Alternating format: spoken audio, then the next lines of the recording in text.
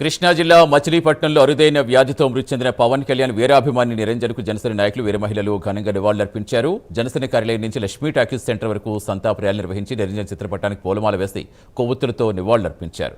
ఈ సందర్భంగా మాజీ మంత్రి పేర్ని నాని గతంలో పవన్ కళ్యాణ్పై చేసిన వ్యాఖ్యలు ప్రస్తావిస్తూ జనసేన వీర మహిళలు తీవ్ర ఆగ్రహం వ్యక్తం చేశారు. నిరంజన్ చివరి కోరికను పవన్ కళ్యాణ్ నెరవేర్చారని, అలాంటి సందర్భంలో చేసిన విమర్శలు మానవత్వానికి విరుద్ధమని ఆరోపించారు. నిరంజన్ మృతితో మీ కళ్ళు చల్లబడ్డాయా అంటూ వీర మహిళలు పేర్ని నానిని సూటిగా ప్రశ్నించారు.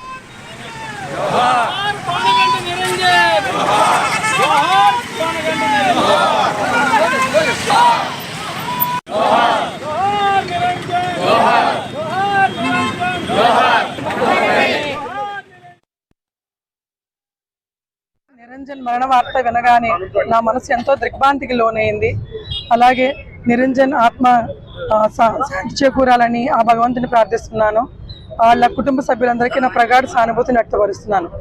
నిరంజన్ అనే వ్యక్తి తెలంగాణలో ఉన్నటువంటి నిరంజన్ తన చివరి కోరిక మేరకు పవన్ కళ్యాణ్ గారిని కలవాలని చెప్పి తను కోరడం జరిగింది. కోరగానే పవన్ కళ్యాణ్ గారు తెలుసుకుని వెంటనే తెలంగాణ వెళ్ళి నిరంజన్ కలిసి తనకి ఒక మధుర జ్ఞాపకాలని ఇవ్వడంతో పాటు వారి కుటుంబానికి మానసిక ధైర్యాన్ని, మనోబలాన్ని, ఆర్థిక సహాయాన్ని చేసి నిరంజన్తో ఎవరికి దొరకనటువంటి అదృష్టాన్ని నిరంజన్కి అందించి ఆయన నిరంజన్కి ఒక ఈ జన్మకి మిగిలిపోయేంత ఇదిని ఆనందాన్ని వాళ్ళ కుటుంబానికి నిరంజన్కి ఇవ్వడం జరిగింది.